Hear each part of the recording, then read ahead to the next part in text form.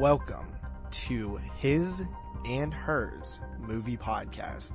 I am one half of your hosting duo, JP, podcasting out of southwestern Pennsylvania, Brownsville to be specific.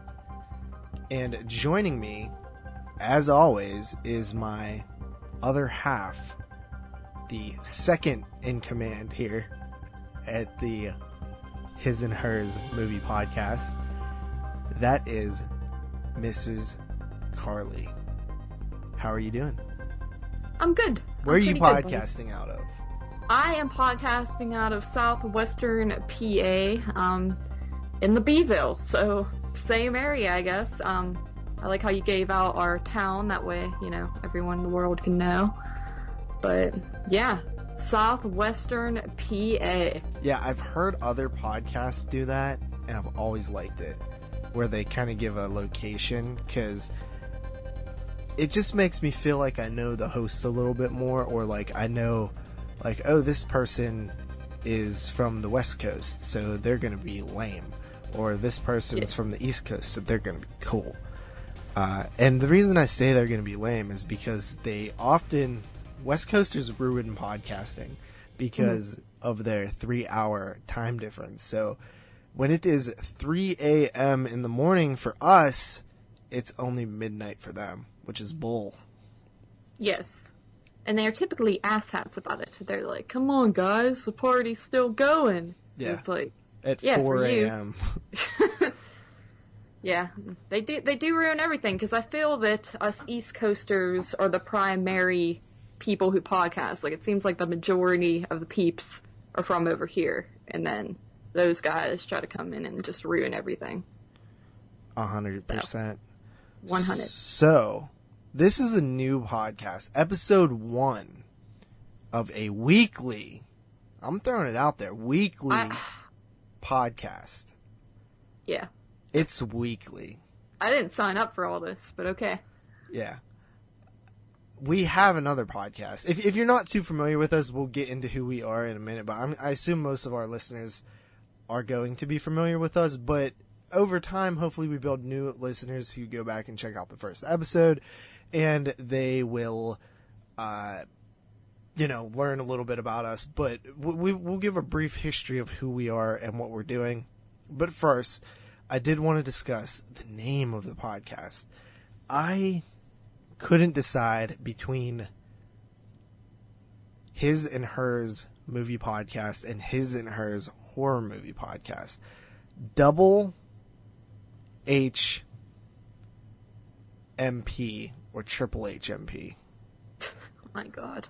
Look, I've always wanted to have a cool nickname. A quick, off the tongue. Well, and what's wrong with double HMP? Might as well, as you are Double Shot J. Exactly. But I don't know, buddy. I just think we should do horror, because if we don't, it's gonna become like 22 shots of exploitation and Ilsa and stuff. Well, the reason that I didn't want to exclusively call it horror is, one, because maybe we could sort of not pigeonhole ourselves into an audience, but two, I didn't want to cover something that was non-horror and people be like, that's not horror. True. Because I do that a lot with things, and it seems to annoy people. So, yeah, I was thinking, like, ahead of time, because primarily this podcast will focus on new releases. Mm-hmm. And I might want to go see a film like Joker, which isn't a horror film, and talk about it on here as our headlining review, because we're going to go see it anyway, and it's something that I don't get to talk about films like that here. So what if I go see a film like 1917? I might want to talk about that somewhere.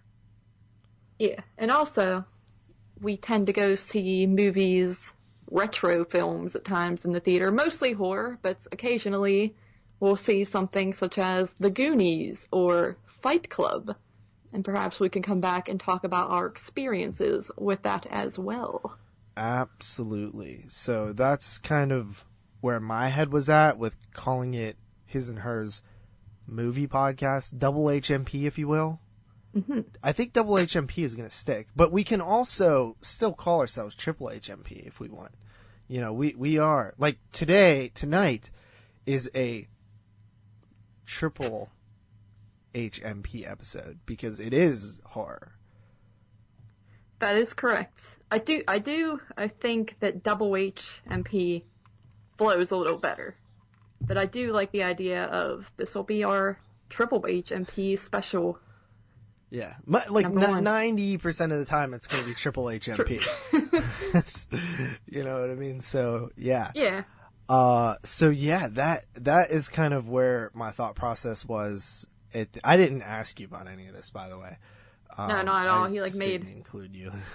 Nah, he was just like, I wanna like revamp and make a new pod at the start of the year, and then he made up the title. He got good old James Calks to make the thumbnail, and he made up the format. So once again, I'm just kind of like here, like yay, but I'm happy with just showing up. Yeah. So it is the start of the new decade, and that I figured if I'm gonna do, I need to start a new podcast at the start of the decade because it just makes everything smooth. Like if this podcast ended up lasting 10 years, I could be like 10 years ago we started in 2020. You know what I mean? It's just like nice, and like I always think about 22 shots, and I'm like we started in 2013, so it's like, you know, it's weird. Nothing's in like November. Even. Yeah, nothing. Yeah, like in November. Yeah. Like it's nice to start at the beginning of January, so all your episodes line up. If you're weekly, you should hit 52 episodes or so in a year. But whenever you start in like November, it's like, okay, well, we had like 5 episodes in 2013, and then 2014 after that. But that's just OCD stuff. I just thought it was cool to start in a new decade in January. We might be one of the only podcasts. Who am I kidding? Podcasts are so overflooded right now that I'm sure there's like 50 other ones that just started this month. Had the same exact idea as me. Probably even called themselves like His and Her Movie Podcast. At this point, I would not be surprised. Yeah. But so let's just give a brief rundown of who we are. So my name is JP. In 2012, I started a YouTube channel after witnessing the community. I did not know that there was people out there who loved horror movies. Like, I guess I was aware that people loved horror movies, but that there was a fandom for it. And one day I was heavily into the retro gaming community, as mostly a viewer, just kind of out on the outside checking it out. That's originally what I found on YouTube that I consistently watched. I watched people do like video game hauls and like yard sale finds and stuff like that, and I started collecting video games. I realized quickly that it was a very expensive habit and hobby because it was catching on so quickly. So I found another interest that I was also starting to do at the same time. I basically had a ton of time on my hands every day. I was not working. I was kind of miserable, but I had a small income, so I would spend it on eBay buying video games and every once in a while a movie or a TV series to watch in my endless amounts of hours that I had. So I would, buy like one of the first things I bought like movie wise was the Amityville trilogy box set because it was only like $7 back then on DVD. And I, bought that and watched those, and then I started doing the Netflix DVD by mail and getting into horror. So to back up further, I've always been into horror my whole entire life. Some of the first movies I ever seen at like 2-3 years old were horror movies. And I extended that relationship and love into the video store era. Things like Monster Vision with Joe Bob. By the way, if you guys aren't familiar, I am the guy who got Monster Vision, aka The Last Drive-In, onto Shudder. So that's a story for another day, but I just wanted to let you guys know. Buddy. No, it's true, I swear. So that's the brief rundown of my early years. I was into horror the whole time, but I didn't know there was like a fandom for it. So, as I was watching these video game stuff on YouTube, I started noticing that there were like people, I would like get a new movie and I would Google or like you search a review on it and see what other people I started noticing, wow, there's people that actually like review this stuff. So I started watching all these reviews and stuff and couldn't get enough of it. Now you wouldn't catch me watching a YouTube review of a horror movie. But like back then I couldn't get enough of them. And it was a lot of like cool discovery, because I started finding a bunch of movies that I never got to see when I was a kid. And I did the Netflix DVD by mail, and I would get like Day of the Dead and Return of the Living Dead, and another one that I never had seen was Night of the Demons that I always heard about, and I would rent them and I would watch them, and then I would go on YouTube and watch reviews of them. And this kind of continued for like, from 2009 maybe to 2012, and I started watching a lot of YouTubers consistently, and I was like, dude, I would love to do this. And then I did, but don't watch it. I started making YouTube videos in 2012. I look at those videos and I swear that I was on some sort of medication. I don't remember if I was, but I'm just like, how was this dude not on some sort of heavy dosage of medication? Yeah. Like, I don't even talk the same as I did back then. I think it was just a timid thing, though, too. In your voice. I'm not what I'm saying? timid. I mean, like, you were, like, scared to, back when you were, like, 20 years old, you're afraid to go on the YouTube, like most people are to start out, so it's like... Well, it like, wasn't really done back then either, to the extent of now, so, like... I leave those videos up because it's a reminder of how far I've progressed. Yeah. But I hate them. Yeah, you leave. I don't even know when I started getting, like, somewhat okay. It seems like it just happened overnight, because I can't find a, like, section of videos where I don't cringe, and then all of a sudden I don't cringe. Yeah, it's just like, ugh. But, so, I started that, and I quickly became, friends with a few people on YouTube and recognized a little bit as like a young fledgling starting out. And I got recruited to a channel called, at the time, The Fright Tube, which was a collaboration review channel where every day of the week somebody would post a review. So, for example, I think in those early days I was the Thursday or Friday guy. Or maybe even Wednesday. I can't remember. I floated around for so many different days over the years.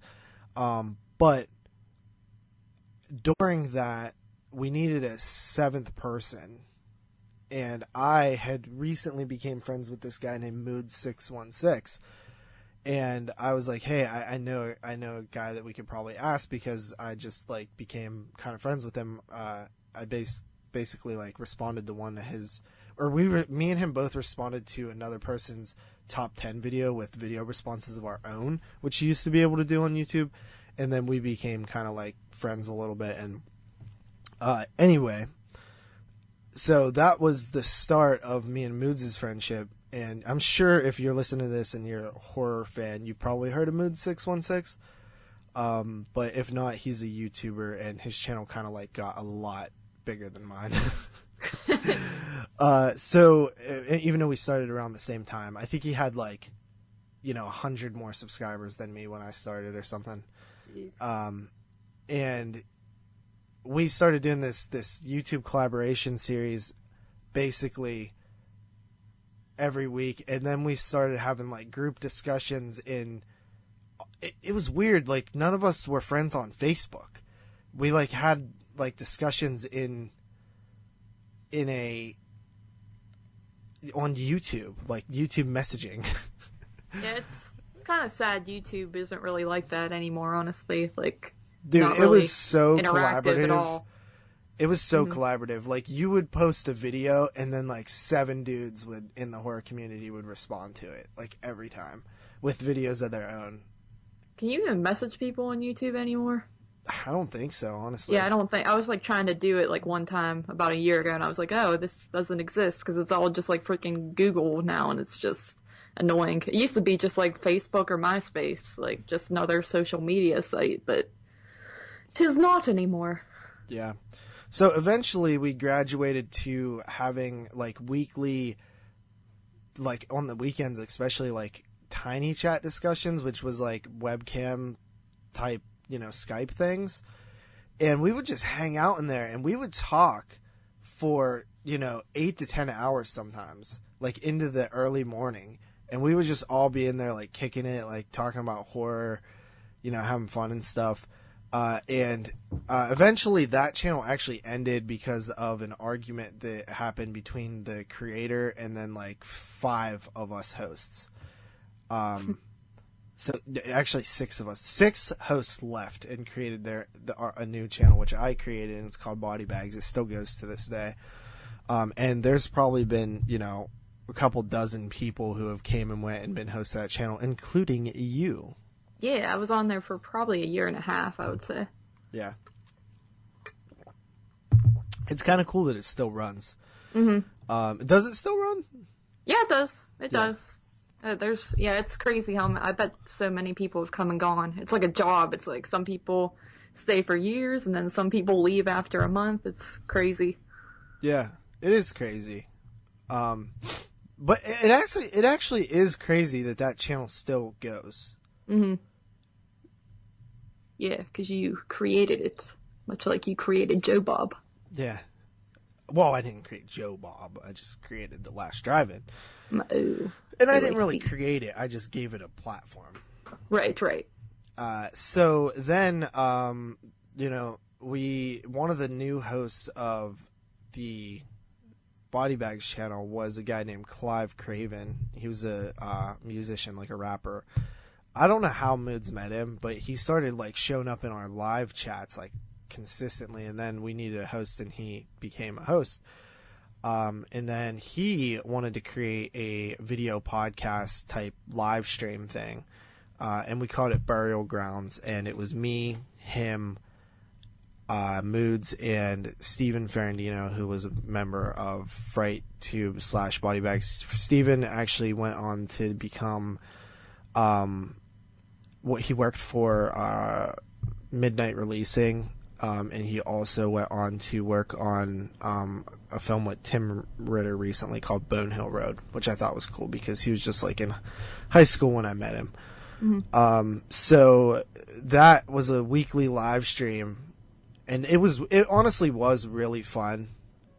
And my webcam was so trash on there, but it actually was pretty cool. We did about 4 or 5 episodes.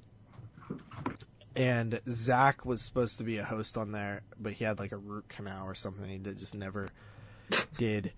And then after that, we had kind of a disagreement. Not necessarily a disagreement, but like, I think that Clive was so used to being in control of everything. And we were kind of taking control of like the direction of the show, even though he created it, because he was like going through some stuff or something, and he wasn't able to like do it all the time. So we were like, why don't we just do it, like do it, or like even create something else. And it just kind of like imploded a little bit. And it was right around the time that we were supposed to actually bring Jeremy on as a 5th host, because Jeremy had started talking a lot.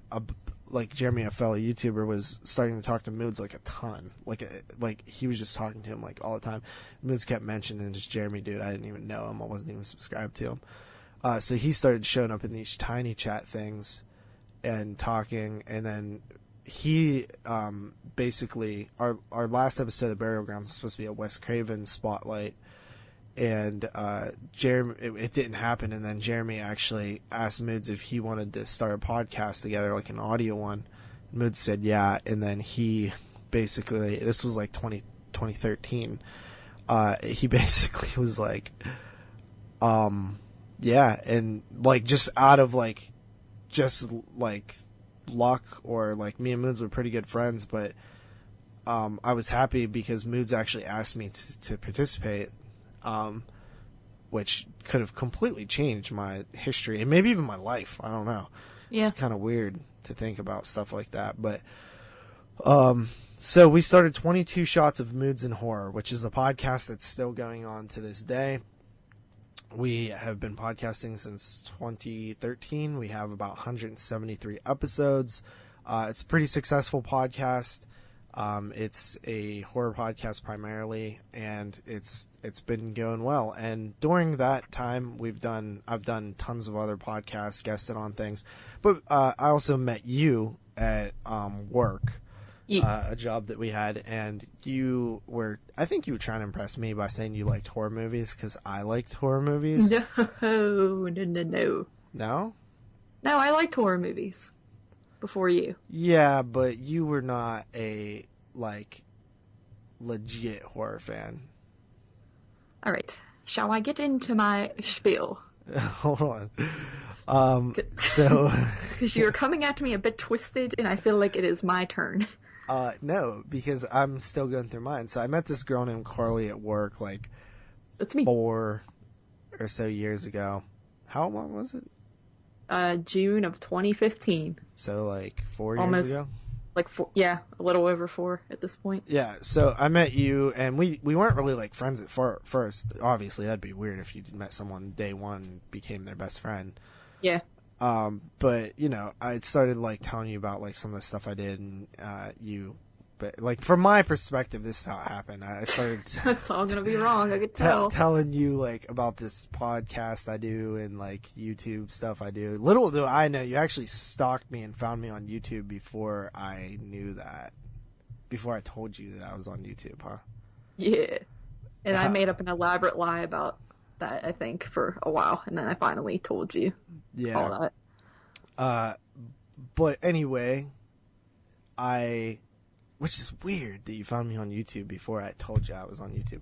Anyway. Yeah, I'm weird. So, damn, that's weird now that I think about it. Okay, dude, let's move on. I was gonna get into this myself, but now you're making it seem extra creepy. So yeah, I lost my train of thought. Anyway, we became friends. We eventually, I think the first movie we ever went to see was The Witch, together in 2016. And we pretty much been going consistently, I guess not right since then, but pretty shortly after that, we've been going to see everything, like, consistently, like every horror movie that comes out. We slowly did that, but we do a lot of stuff now. We go to, like, retro movies. In fact, we're going to see Misery tomorrow. Yeah. In the theater, which is cool. And then we started Netflix and Chill Horror Podcast, I think, like 2 years ago, which I do like, and it's still going on for people who are wondering, but I just felt like it was very limited, and I wanted to podcast with you more on stuff that wasn't so limited. So we'll still keep that, but this is... it's hard to, like, especially with Netflix, like, just shitting the bed with releases, but, you know, we do stuff on Shudder too. It's just kind of hard to... It's hard to plan streaming. out watching a movie, and then, like, at the start of the year, you don't really get that many movies anyway, so it's hard to keep up with there's that. enough to do stuff. It's just that, like, I never feel like watching them, honestly. Yeah, and I honestly don't eat. Like, streaming is... I don't know, I just never feel like streaming movies when I own a bunch of movies, and when we go to the theater, it's like, streaming is, like, the last thing I do, which I wish I did it more. It's just a time issue for me. Like, I just I'm watching so much other stuff. But these movies, the theatrical movies, which that's primarily what we're going to do on here, you know, and those movies we all see them anyway. Like, me and you go see every single horror movie that comes out a year usually. Yeah. And this might even motivate us to go see them more. Mm-hmm. But, so that's where I kind of came up with this, you know, that's the brief history of, like, my horror history and, like, the entertainment side of things with podcasts and things like that. But I just, you know, I want to say that, like, I love doing this stuff, and it's one of my favorite hobbies, like, that there is. Like, watching movies and talking about them is like such a huge part of my life that I literally would feel like lost without it, I think. So it's very important for me to do that. And I will pass it to you in a second to give your brief history, which mine wasn't mine wasn't so brief. But I did want to drop at the top of the show what we're going to be doing here. We're going to be reviewing The Grudge tonight, which just came out 2020. Dude, I literally almost said 2018. Like, I'm 2 years off. It's rough. And then also this is going to be the preview of the films coming out in 2020. So most of the time it'll probably just be one movie review, but I also want to just talk about like anything, you know, this is kind of an anything goes type of podcast where we're going to just like recap our week sometimes and things like that. So I suck at this. I should have said that at the top of the show. It's all right. It's all right. All right, it's your turn. It's a pilot episode, buddy. Yeah, so I'm going to try to keep this brief. I mean, I don't really have a huge story to tell anyway. I mean, JP here thinks he, like, got me into horror and, like, saved my life, but it's not exactly true. When I was a kid, I started watching horror movies probably at the age of 3. You know, nothing hardcore, more just, like, the basic stuff like Halloween, Friday the 13th, and Scream, but I got really into it, and I would watch them quite a bit as a child. My mom would just buy me mainly just slasher movies, you know, lower grade slashers that weren't too over the top or anything like that. So that's kind of the primary stuff I would watch, and I kind of watched the same things over and over again, though, to be honest. I never really got into anything too obscure or there was like... I did too. I watched the same stuff over and over again. I might have just watched more stuff over and over again. Definitely did, yeah. But I did too. Like, I mean, I'm a huge Friday the 13th Elm Street fan. Like, I spent so much of my childhood watching those specific movies, Leprechaun, stuff like that. But yeah, so I did that too. Yeah, but that's kind of me. Like, I would watch Friday the 13th, the Halloween movies, and, like, the Child's Play and Scream films. Those were kind of, like, the main franchises I would always kind of run back to, but there was always some different stuff here and there, but there were a lot of classics that I kind of missed out on until later on in life. But, you know, I liked horror up until middle school, or not up until, but, you know, up to middle school I still enjoyed it, and then in high school I kind of got a little bit out of it because I got more into just, you know, wrapped up with high school activities and all that and didn't watch movies a ton, but I would still I did too. Stuff. I did forget to mention there was a huge slump in, I would say, 2003-ish, 4-ish, 5-ish, where I kind of just totally, like, I still would see, like, the stuff that came out, like, the big stuff, like Cabin Fever or, like, Hostel or something like that, but I wasn't, like, into it like I once was. So that came back around later. Yeah, I did the same thing. I would go to the theater because I did have, like, a few friends who wanted to see, you know, things like Insidious, or we would see, like, every Paranormal Activity movie that came into theater because those all came out pretty much when I was in high school. But so that happened, and then, of course, you know, started the job with good old JP here in, like I said, June of 2015, and it probably wasn't until October or September or October is when I did some creeping because, I don't know, I'm a typical girl, and that's kind of what we do. I was creeping on all my coworkers, to be fair, because I was just bored one day. Sure. And yes, I swear. And the weird thing is, I found JP, of all things, I found his Twitter page, which he barely even really used, and I noticed that the description said something like, I'm a fan of horror films, and I was like, what? Because at first I thought this dude was, like, pretty lame, honestly. Wait, what? Like, I don't know, I just thought you were, like, a typical lame-ass, like, guy. I don't know, I just didn't think you were original. No, let's be candid here. What was your real first impressions of me? Don't hold anything back for the listeners. I don't think I did. I think I just gave them. No, I don't know, I thought, well, for one thing, you know, you're kind of like my boss, so it's like, I didn't really see us ever becoming buddy-buddy or anything, and I didn't really And that was, like, your first real job, so you were like, yeah, thought I was you scared. probably had to be, You were probably mad scared of me. You were probably like, I hope he doesn't yell at me today. I would get scared every time you would walk down the hall. I would like jump a little bit. I'd be like, oh God, here he comes. But yeah, it is weird to think about because yeah, you were my boss and I've always been very, very shy and I always thought I would have struggle in the workforce and have trouble getting a job and all that. So I got lucky with the Hampton or, the hotel, I guess, job because it was very laid back and quiet, but I was still scared. I was afraid of you as my boss. And so it was weird and I didn't really think much of you. And then you started being like, I realized you were kind of friendly and nice and you were normal, dude. But anyway, I creeped on your Twitter. I saw that you had that and you had your YouTube link. Actually, no, you had it linked to Twitter because you can do that where you link the videos to automatically upload to the Twitter. So yeah, I would promptly click on those and I was like, holy shite, he has a YouTube. And back then you only had about 800 some subscribers, I believe. Now you're like well into the thousands. So that's kind of cool. Little fact for you to know that I'm sure you didn't know. But actually, you might have had less than that. I don't know. Not to talk about your life and your subscribers too much because that's weird. I memorized them, but yeah. Do you know each of their names too?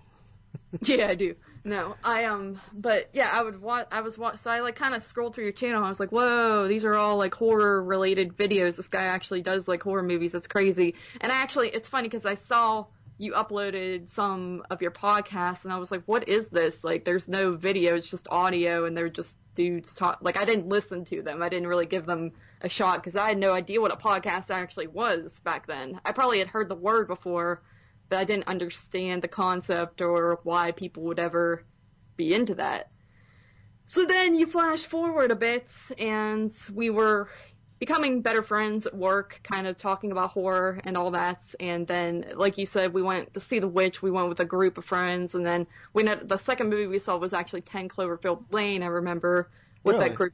Yeah, it was the same group of coworkers. And then I think that same year, you and I saw Don't Breathe together. That was like one of the first movies we saw together, just without anybody else. Just the two of us. Yeah.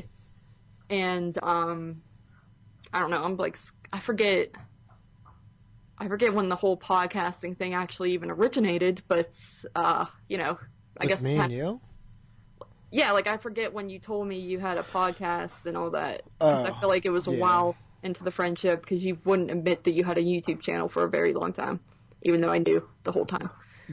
But yeah, so I found out about your podcast, and then one day you texted me and you were like, let's start our own podcast, and that's how Netflix and Chill kind of happened, and you told me you need to make like a Facebook account and get into all these group pages, and honestly, I thought it was kind of lame. I always never understood you and how you were always texting these or messaging these people online that you've never met before, because when I was in high school, I had a few friends who were friends with people online and they would act like they were their best friends, and I just kind of rolled my eyes at them. Like, I was respectful to them, but in my head I'm thinking, you don't know this person. There's no way you're having a connection with them. It's lame and stupid, but it's crazy because, and I still felt that way after I got involved with the groups. I didn't really comment on anything for the longest time, and I didn't really interact with many people, I don't think, back then either. It took like a few months for me to really sort of get involved. But once I did, I really enjoyed everyone, and I've come to find that some of the people I met in the podcasting world and just the horror group pages are some of the best people in my life now. Like, I interact with them every day, I'm in group chats, and you feel like you really get to know these people, especially when you start doing podcasts and like live streams and all that with them. It's just very interesting how you can never meet someone in real life and you feel like you've known them your whole life. So I think that's pretty cool, and I am grateful, and I will give credit where credit is due to Mr. JP, because he did get me involved in the community, and I honestly don't know what I would be doing today, because I really didn't have much of a hobby, honestly, until I got involved in all this, because now I collect movies, I watch movies for podcasts, I go to the theater all the time with JP, I watch movies at home on my own. I pretty much watch a movie every day at this point, and horror movies have become my entire life, and all the people have become my entire life. So it's weird to think if I didn't meet you, I probably would just be a boring, like 20-something-year-old with nothing really going on. So thanks, I guess. Yeah, you're welcome. I 100% agree with, that. Like, I'm actually scared to think if I didn't get into this. Like, I feel like my life would be vastly different. Yeah. Because I do feel like this has influenced my life a ton. Like, a ton. It's weird. It's weird to think that a podcast and, like, being a horror fan could, like, change essentially who you are as a person. Yeah, because, like I said, I always enjoyed horror movies. It was just, that was my favorite my favorite genre of film. That's all it was to me, though. It's just, I was into horror. I liked Halloween. I liked the season of Halloween. I liked spooky stuff. I would always watch creepy videos on YouTube, especially, like, back in the middle school days. And so I was always kind of into that, but that was just my own personal thing that occasionally I would get, like, one or two friends from school or something to go see a movie with me, but that was about it. I didn't realize, like you, I didn't realize there was actual group pages with all these people involved. And like I said, I didn't know what a podcast was either. So there's no way in hell I would have just found this stuff on my own. And all these people do find this stuff on their own nowadays. I don't know if I would ever be able to do that because I'd be completely oblivious. So it's very, very interesting. Yeah. And another thing with, the horror thing is, me and you couldn't be more different in a lot of ways. Like, I probably would never have found common ground if it wasn't for horror with you and became friends. Good friends. Like, we're very, very good friends. Like, best friends, you know what I mean? So, yeah. But that I have a completely different background than you. Like, in real, personal life. Oh, yeah. And, like, we probably would have never been friends in, like, high school or, I'm a little older than you. We wouldn't have been in high school together, but, yeah. We would have not, like, had we would have clashed. I always say this, like, I was a band geek in high school, and I was, like I mentioned, I was very shy, and Mr. JP here was more outgoing and just ran with the cool kids, and I think you would have thought I was just a total lame. So it's very weird. I think about it all the time. Like, you're the exact opposite. I would have never approached you in a high school setting. Like, I think about if we actually grew up together and went to high school together and how there's no way in hell we would ever actually be buddies like we are now. You would probably actually, like, not like you. Not only would we not be friends, but I think you would probably actively dislike me. For sure. Which is just hilarious. It's so funny how life is like that. But I'm happy that it did go this way because I've been very happy with, like, the friendships I've built, both, like, with you and, like, other people online who again, like, I used to laugh at the thought of being genuine friends with people online too. And I remember a couple years, like, a lot of people in my family still don't even understand it. Like, I'll be like, yeah, my friend, Moods or whatever, like my friend Jeremy or like my friend, blah, blah, blah. And like my friend Dave or something. And then they'll be like, who's that again? And I'm like, that dude from, like, fucking Buffalo. You know what I mean? Like, and they're just like, you're, like, friends with this person? I'm like, yes. Like, and I actually thought, like, there was a time where I was like, wow, people online are actually better than real people that I know. Like, they're like, a lot nicer and, like, more genuine. It was freaking weird. Yeah, like, I've had more people online reach out to me. I've had more people online say happy birthday to me on my birthday. It's really crazy. And I get what you mean. You almost feel dumb when you try to explain to your real life friends and family the whole thing, because some of my friends think podcasts are just a joke, and if I tell someone, oh, I can't hang out because I have to record a podcast, I feel like they think I'm just making that up, and I just don't feel like hanging out. But, it's not the truth, because you commit to someone who lives in another state to record with them, so of course you're not going to cancel on them. So it's a weird thing. And like, I'll have people that I know from the group pages comment on my regular Facebook page, comment on random stuff, and I'll try to explain to my mom, like, oh, that's just so-and-so joking around. He lives in California, and it sounds weird when you actually say it out loud. Yeah, it's people do not get the podcasting thing. It's so weird. Like, nobody gets it. Mm-hmm. But yeah, I do think that it's kind of cool that podcasts are becoming like more mainstream, like with the success of like Joe Rogan Experience and those type of podcasts. Like regular, everyday people do listen to podcasts. Like I've met people at the gym who are listening to podcasts and things like that. So that's actually kind of cool that it's become like, it's at least like 5 years ago, if I would have said like a podcast, like most people wouldn't even know what I was talking about, but now at least people know it's like an audio radio thing online. Like they at least know what it is.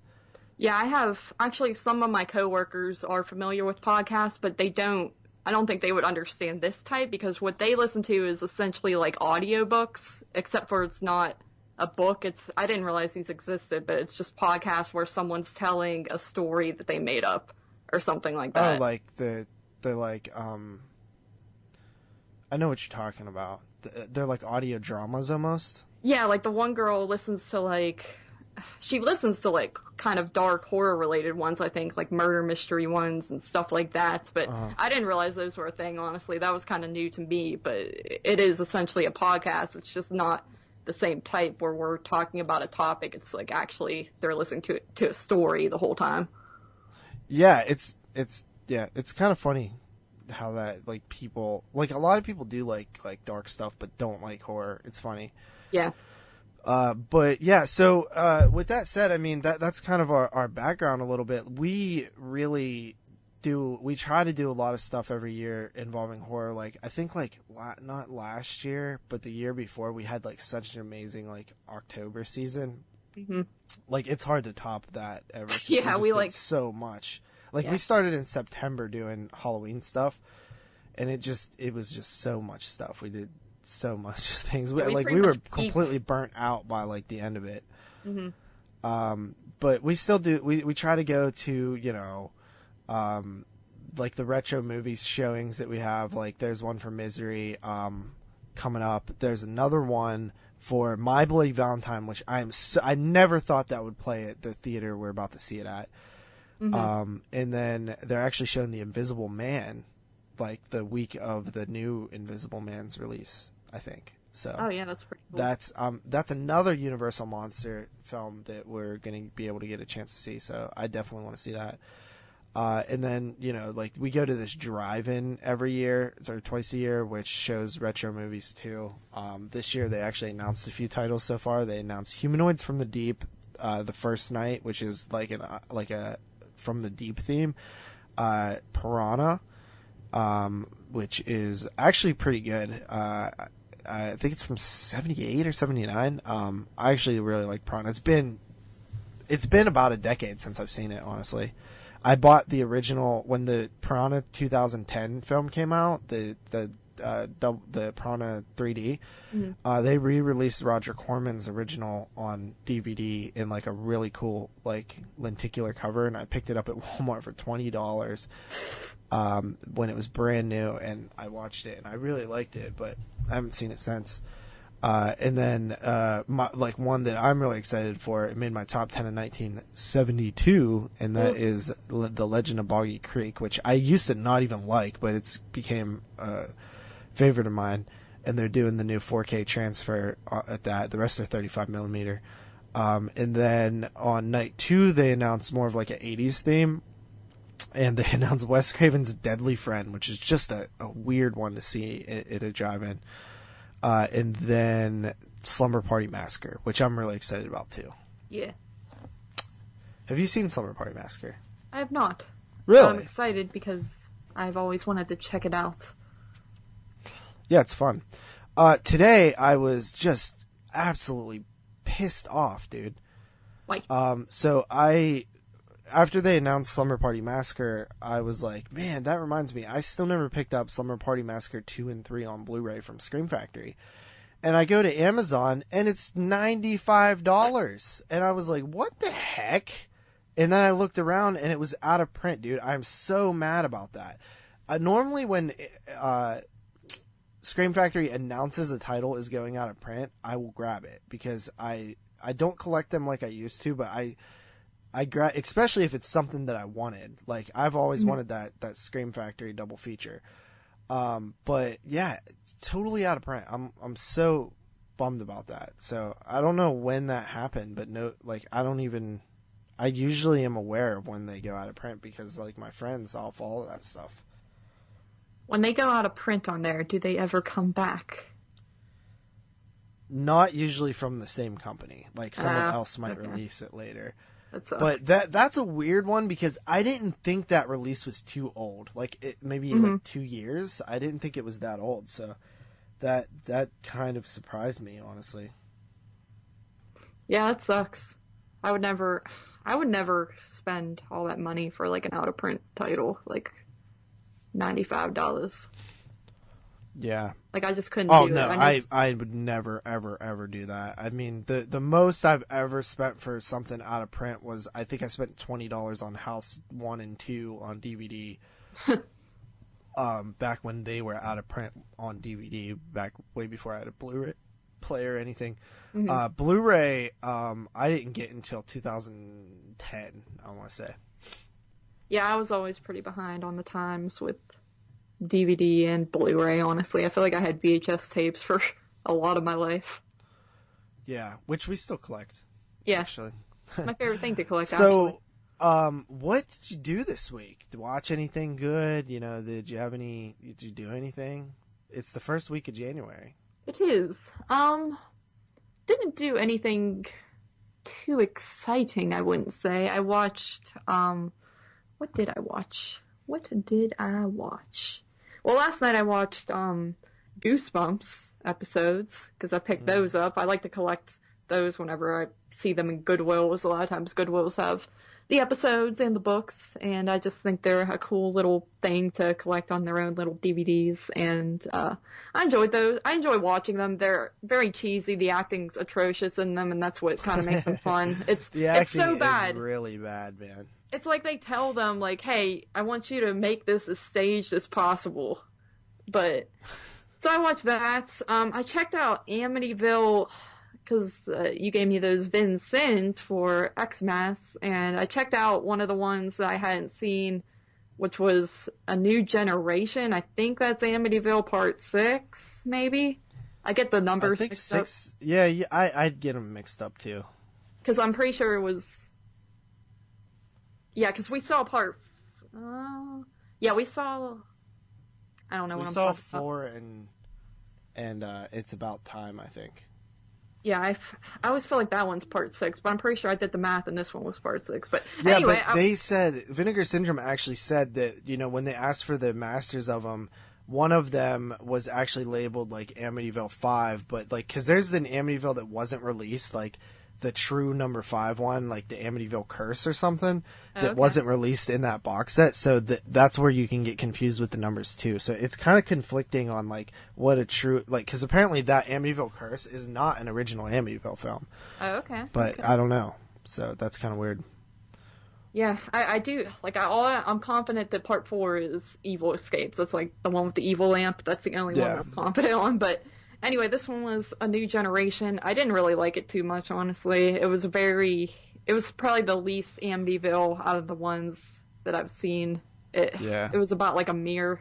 Have you seen that one? No, I haven't actually. I've only seen 1 through 3, and then the 2 that we watched in Dollhouse. So pretty much all of them except for that one. Yeah. It's in that box set. So yeah, I've seen all the other ones, which I like all the other ones. They're fun. So you're telling me that one's not too good though, huh? I don't know. You might could not get into it. I was into it a little bit at the beginning, and like just halfway through I was getting bored with it, and then I would get back into it, and then it was a weird story. I don't know. I would like to give it another try one day, but still cool to own those. I'm happy to have those because they're, just the obscure Amityville films later in the franchise. Seeing those in the theater, we saw Amityville 4 and I think like 6 in the theater. Was such a rare experience. Like nobody Like probably nobody has done that ever, because like Yeah, those were 'cause we're TV movies too. And we were the only two. Like there was two other people in the theater, and like literally even nobody else. yeah, even like other screenings got canceled because of the attendance. So I mean, like we might be two like the only people ever to just do that. But those films were a lot of fun to see in the theater. I don't think they will be as good if you haven't seen them in the theater. No. Yeah. But yeah, other than that, I mean, I've just been kind of watching some random stuff in my collection, but enjoying it because, 2019's over, don't have to prep anymore for 2019 moves or, really anything else besides just my 2 monthly podcasts that I do. And then, of course, now I have this, but it's been nice just being able to kick back and watch random stuff. Yeah. Because I have kind of accumulated a lot more movies in my to-watch pile that I have to get to. But, do you have any sort of goals that you set for this year? Like watch goals? Yeah. Honestly, no. I kind of stopped doing that. I know, like, not this past year, but like 2 years ago or so, you and I kind of had a competition on who can watch the most movies in a year, and ever since that, won. Yeah, whatever. It wasn't that much of a win, I don't think. I think I wasn't too far behind. But what's crazy is you've smashed that record from that year that you tried to watch. You know what I mean? And I don't have that list anymore. I wish I did, but I do have my 2018 list, which I had 325 watches, and that's quite a bit. And then my 2019 list, I got to a total of 384 watches, and that's just casually watching movies. That's not stressing myself out, which, yeah, that is funny because the year I was actually stressed out because I wanted to beat you because I get kind of competitive with stuff like that, and I failed, but and I probably only watched like freaking, I feel like I only watched like 250 that year or something crazy like that, and now it's so easy to watch over a year's worth of films. Yeah, it's insane. Like, I have my watch list dating back to 2011. Yeah. I had a watch list for 2010, and I don't remember what happened to it. It was on my old computer or something like that. Which is, I actually started cataloging my watches in 2010, before I ever did like YouTube or anything. I just was like keeping a list, and I started rating them on a document. And I lost that document, unfortunately. So yeah, there's some stuff missing from 2011 too, but I had 55 watches, but in actuality, I probably had about 70. Yeah. In real life. And then, the next year I had like, 125 or something. And then I did like 250 a couple years. And then my goal was always to get to 365, a film a day. That seemed like a pretty good goal. And I hit that. I missed that goal. I think I had like close to 300 or like a little over 300 or something one year. Mm-hmm. But then I smashed the goal, and I, ended up at like 402. And I was like, that was way too many. And last year I ended up at the very next year, I hit 402. Yeah. Said, I'm going to take it easy. I was trying to hit 365 then. And my goal was to watch like less than 365 because I had such a like overwhelming time watching all those movies. And I hit 435 last year, or, That's 2019. Ridiculous. Yeah. So I was like, dude, that was kind of gnarly, Mm-hmm. But this year my watch goal is different. So my watch, I want to watch less than 400 movies. Like, I don't want to watch 400 movies. But one of the things that I want to do is watch my collection. Mm-hmm. So I have hundreds. I did like a brief math. I at least have 400, possibly 600, possibly more unwatched movies. Like, just in the first main shelf of my DVDs, which I have two main shelves that house, I would say, like over 50% of my collection probably.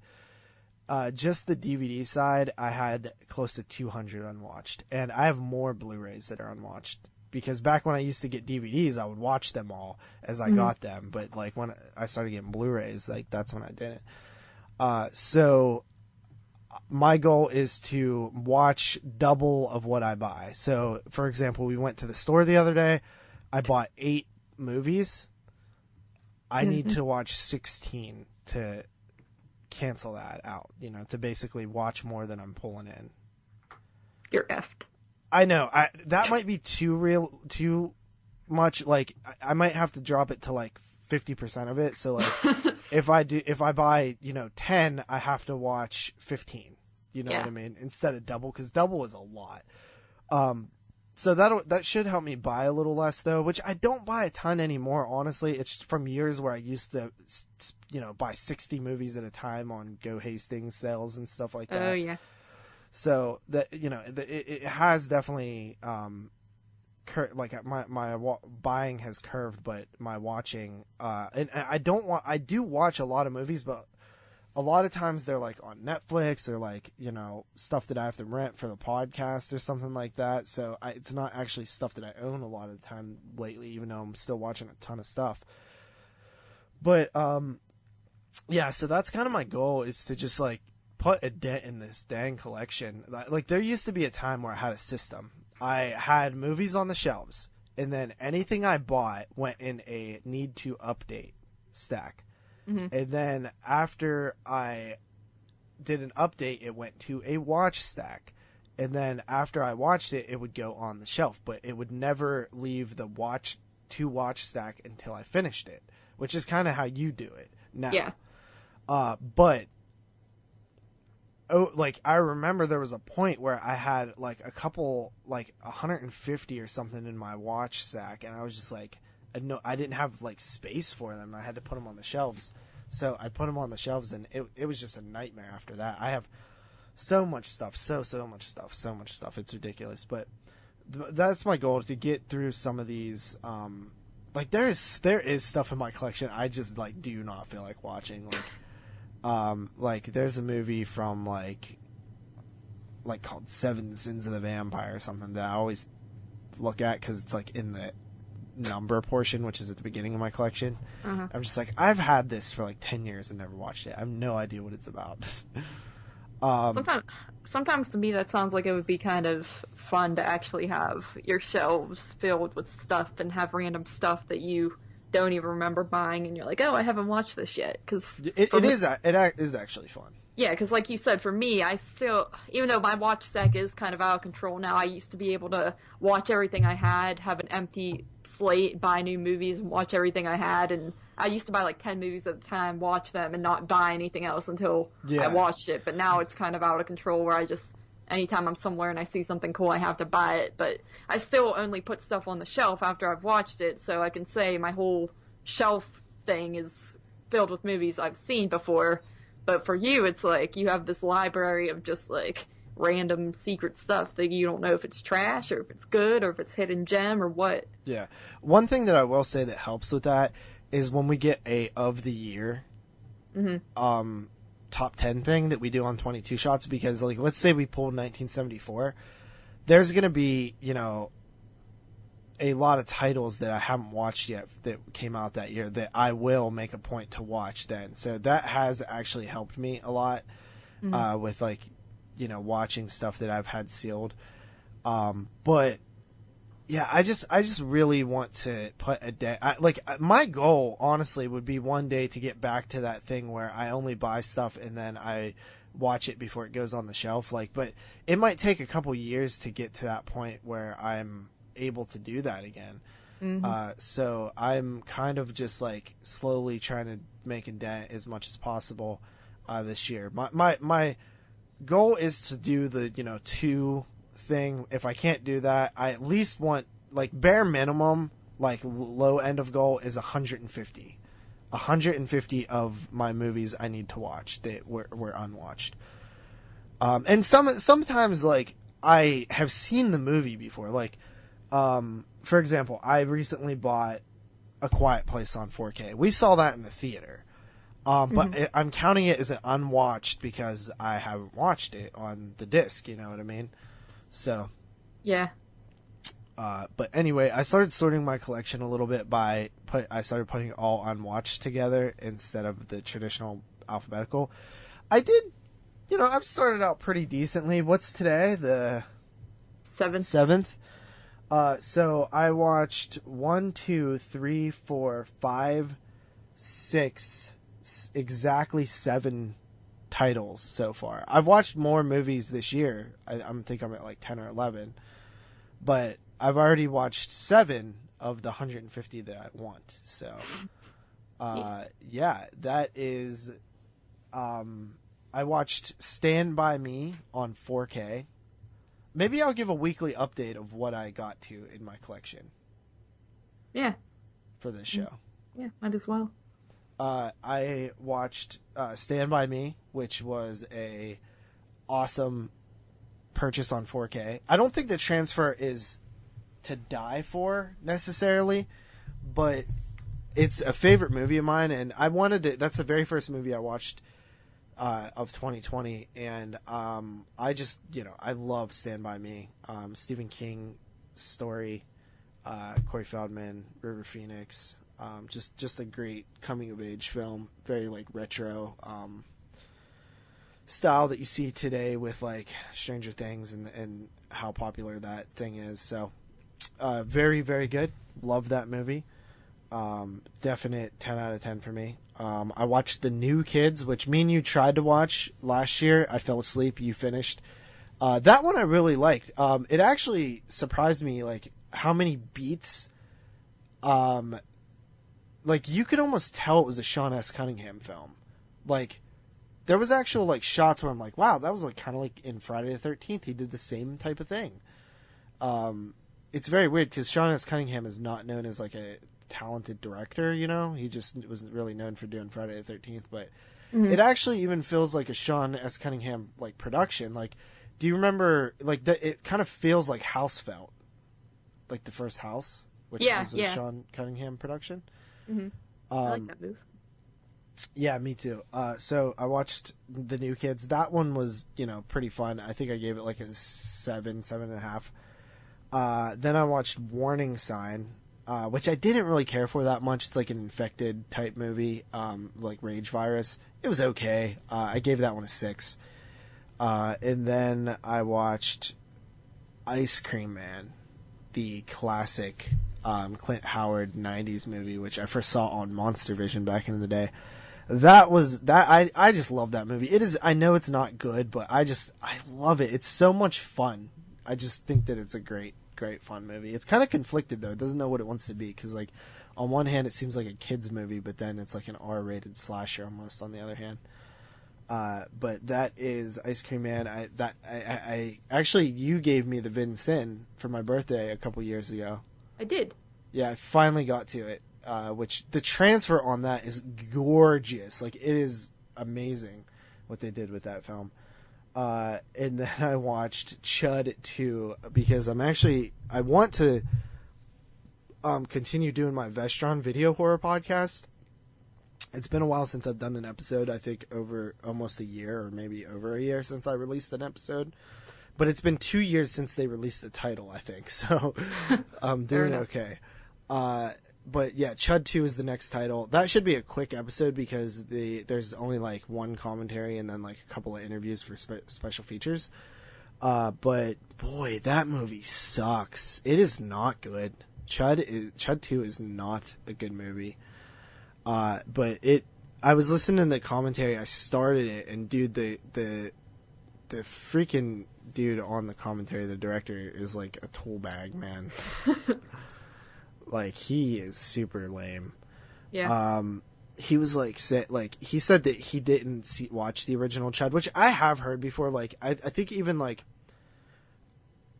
Tom Matthews, for example, who plays Tommy Jarvis in Friday the 13th Part 6, he never seen Part 5 or 4 at the time. Oh, I didn't know that. Yeah, I remember hearing him say that on like an interview before, but I think it's like not good for an actor to do, but you know, different time for him. He was kind of just like doing whatever. Yeah. But like a director, I feel like, dude, like at least check out the first movie. You know what I mean? He's like, yeah, I never watched the first film, didn't care to.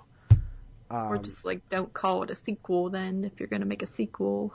Yeah, well, he said he wanted it to be a standalone thing, and it is. It's a completely different movie, but like, why not at least out of curiosity's sake, at least just see the first one and just like know like, okay, what the world is and stuff like that. Yeah. It was just annoying how he's so dismissive of the idea of like watching the first Chud. He's like, I knew who was in it, but I didn't watch it or whatever. I can't imagine like directing a movie and not knowing anything about anything that came before it. Yeah. So then we have Bat People I watched, which was actually really fun. It came out in 1974. This dude gets bit by a bat and then it's like turning into one.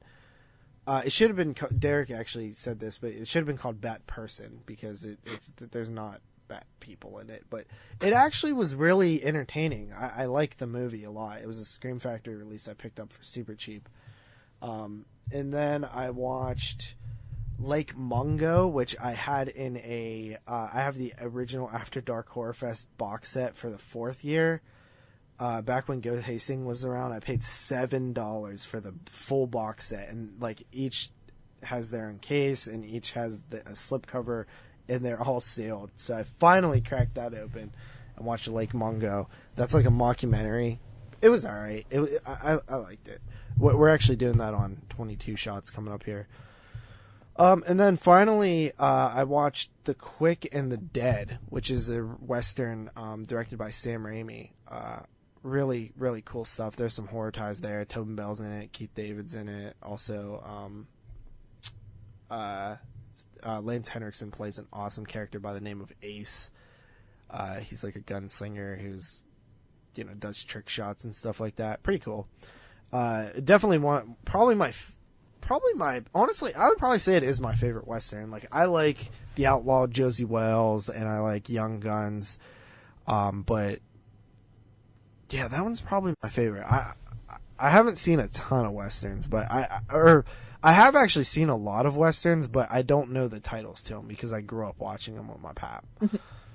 But yeah, you don't know that about me, but I did watch a lot of Westerns growing up too. I mean, I knew your pap liked them, so I would assume. Westerns are great. Like, I've always wanted to get more into them and like spend more time watching them, but I've just been so busy with other things. Yeah, honestly, I kind of dig the Western setting. Like, wow, yeah. That surprises me because normally you don't like good stuff. Well, I don't like period pieces very much. We all know that. But Which Westerns is a period piece? Yeah, I know. Like I'm saying, like I just like the setting of Westerns, like the whole, I don't know, laid back small town like setting. It's because of Red Dead. That's why. It honestly is kind of like it. And I also watched. I remember my dad showed me High Plains Drifter when I was a kid. That was like a popular one with Clint Eastwood, and I really, really enjoyed that. So I always kind of wanted to check out more of them. Cool. Yeah. Yeah, and then that was the 7 that I watched. I don't know if I'll get to 7 this week. Probably not 7. I mean, that if I did 7 every week, it would be like 365, And I still have about 4 movies left for 22 Shots by Friday this week, so probably not going to be watching too many more in the collection this week, but yeah, maybe next week. So yeah, that's kind of been my week, dude. I haven't really done much else. I kind of had a bad week a little bit, but I'm not going to focus on that right now. Yeah. So I guess that's sort of the introductory part of the show. Now we're going to move on to the section in which we are going to be talking about a preview of 2020. Yeah. Really quickly, though. What was one of your favorite movies of the decade? Of the decade? Yeah, this past decade. Honestly, probably. I've been like trying to make a top 100 list here of movies from the whole decade. And at the top of my list currently, we have Insidious. Wow. Because I used to watch that, like, I kind of mentioned that earlier. That was one I went to see in the theater back in school, 2010. I would have been, like, in 7th grade. So I went to see that. And then that's one that we used to watch a lot, like, in a group setting in high school, because everyone thought that was just the scariest movie of all time. And then we would play the Tiptoe Through the Window freaking song and turn off all the lights in the house. Yeah, that one. Yeah. Very good, buddy. Very good.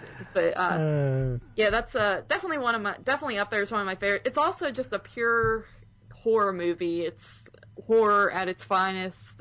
There's a lot of horror movies now that kind of dive into different subgenres where it's like horror comedy, horror drama. Is it horror? I don't know. That type of deal. Insidious was actually like a really effective, horrifying and scary movie. So yeah, that's definitely up there.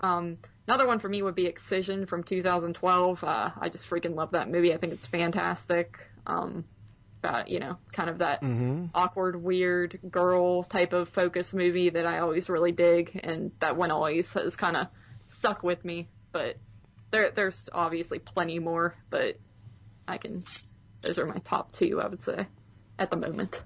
Yeah, I love Insidious. It's actually probably the top of my list too. Definitely one of my favorite horror films ever. Made my top 50. Probably, you know, would make my number 1 of the decade, or at least like top 5. But yeah, Bedeviled, I really like. Excision. I think that the decade was very solid. There was so many good movies that came out in the decade. So yeah, very happy with the decade. But the start of the next decade, which is the 20s, Great. the roaring 20s, which is kind of cool because, you know, we're going to be able to call these the 20s. It's weird, really, but yeah. Seems like the Earth has been alive for so long when you put it that way. Yeah, because, like, the 10s sounded dumb. Nobody would say that, but the 20s actually sounds normal. So we have a list of films here slated. Not guaranteed that all of these will come out. And in fact, you know, every year there's some that gets pulled or pushed back. And these are the ones that I found kind of notable. There's going to be a ton of movies that we'd never heard of that come out and like surprise us and end up on top 10 lists. But these are the ones that we know that, you know, like the sort of the bigger ones that people have some sort of name recognition to them. So the first one that came out was January 3rd, The Grudge, a couple days ago. We saw this. You can hear our review later.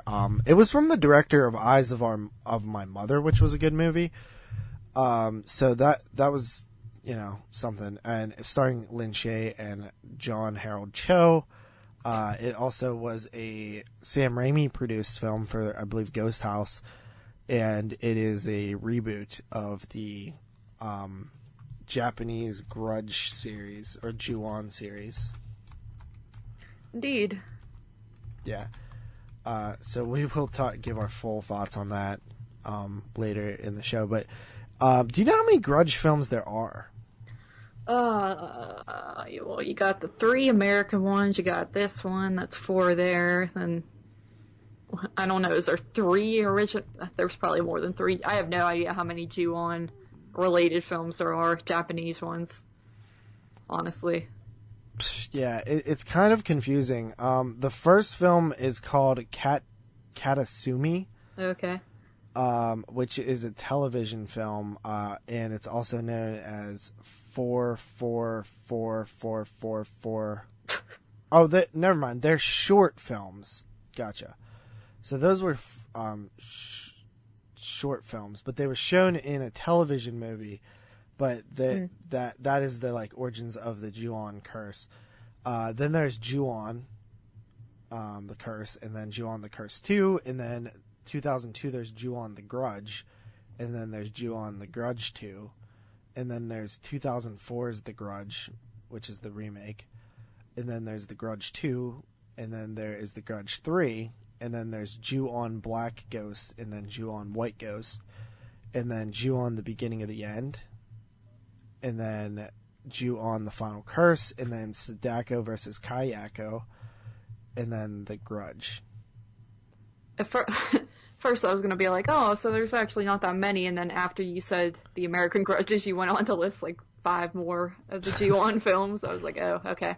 Yeah. Sadako versus Kayako is actually the only Ju-on related film I've ever seen. I'm not familiar with the Japanese films. Those are ones I've always wanted to get into, much like Ringu and all that. I've seen Ringu. I've seen, of course, Sadako versus Kayako, and I saw pretty crappy movie called Sadako, which I think was just another one of the spin-offs when it comes to the Ring movies. But yeah, those are ones that I have not gotten into, and I would like to, because I actually kind of dig those Japanese ghost stories. I know you kind of have different opinions, but I think they're kind of creepy. So not only do I not enjoy them, but I kind of hate them.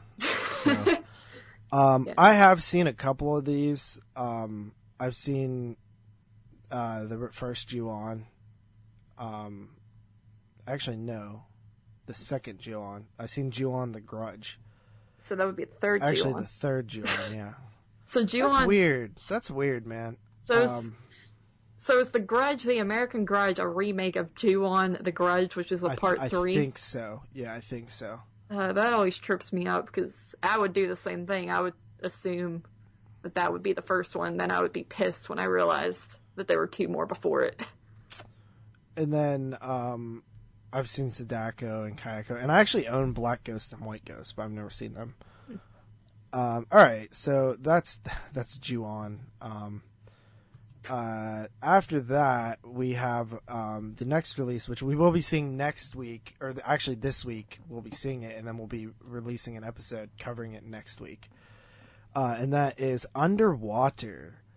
This is the director William Eubank, who directed The Signal. It's a deep-sea horror film centered around a crew of researchers struggling to get to safety when an earthquake devastates their underwater station. Their journey is complicated by something monstrous lurking on the ocean floor. This is starring Kirsten Stewart. Kristen Stewart? Yeah, that's what I said. Nope. And this actually was shot back in 2017, so 3 years later, it's finally hitting the theater, which is never a good sign usually. Because January is considered a dump month for horror sometimes, and when you film something in 2017 and don't release it till January 2020, it kind of,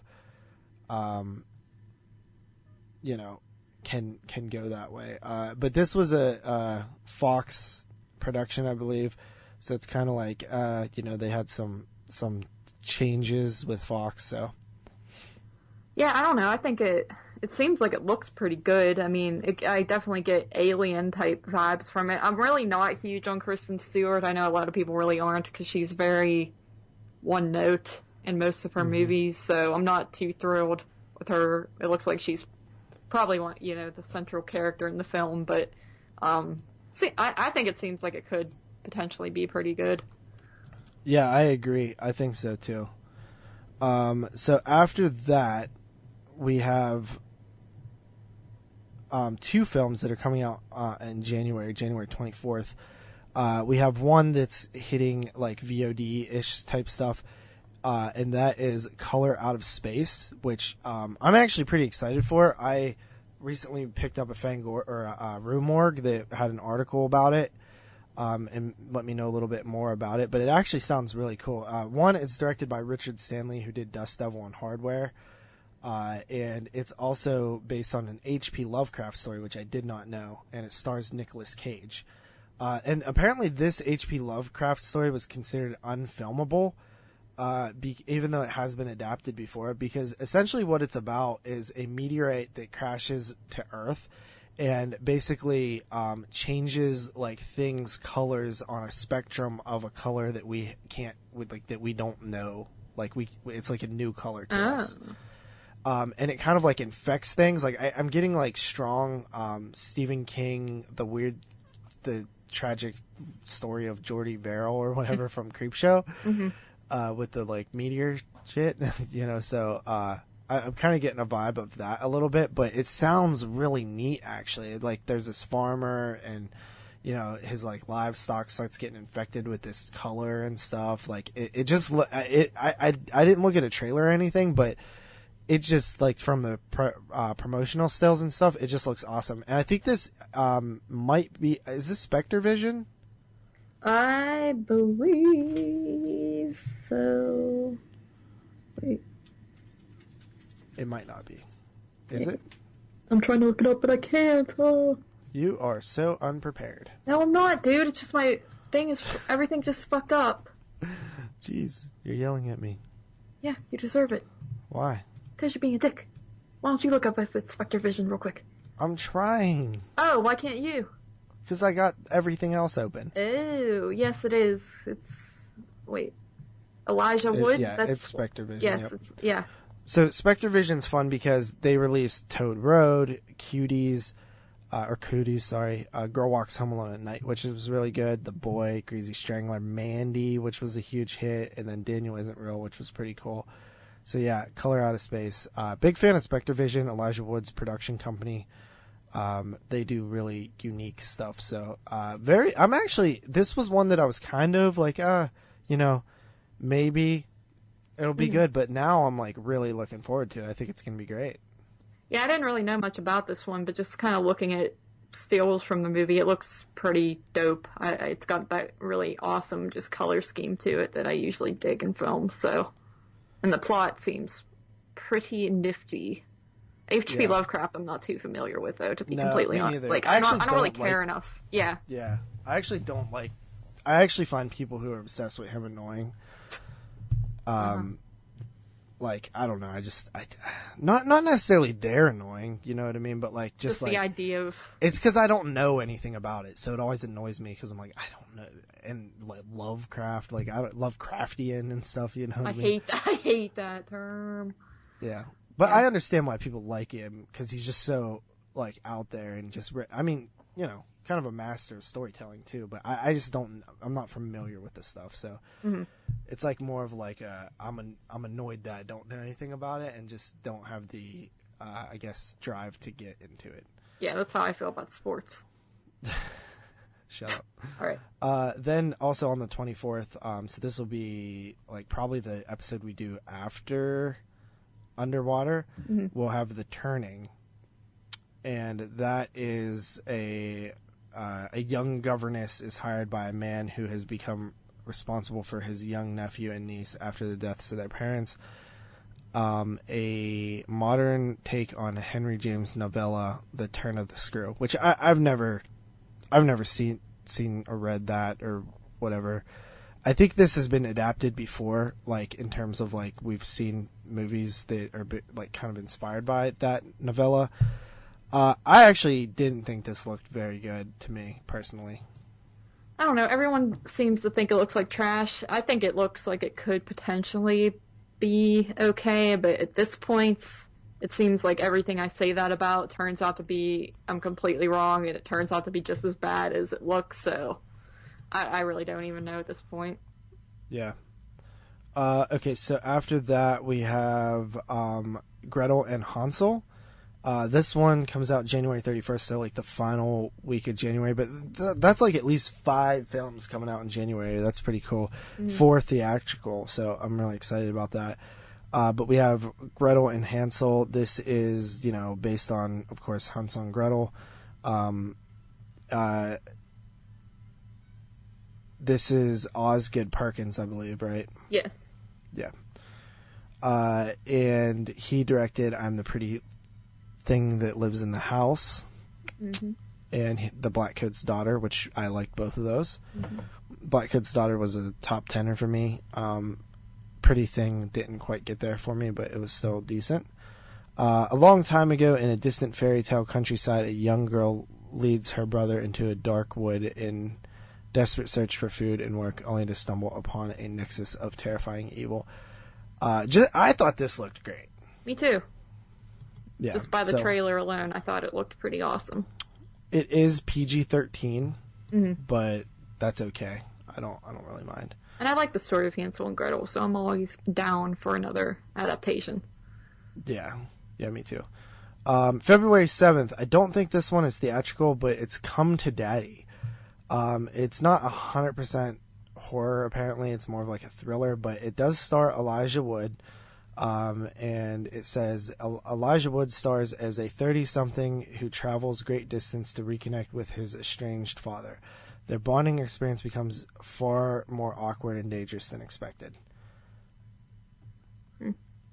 I'm just down with Elijah Wood. I like him as an actor, and I especially like him in like horror-ish stuff.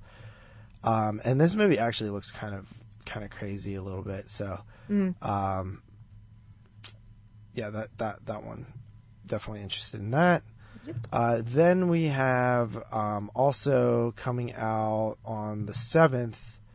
I believe this is a limited release in theaters, so we might get it. It might be at like the Waterfront for us, but it is The Lodge. Jeremy saw this at the Cinema Apocalypse in Chicago last year, and he said it was probably the best film that they showed.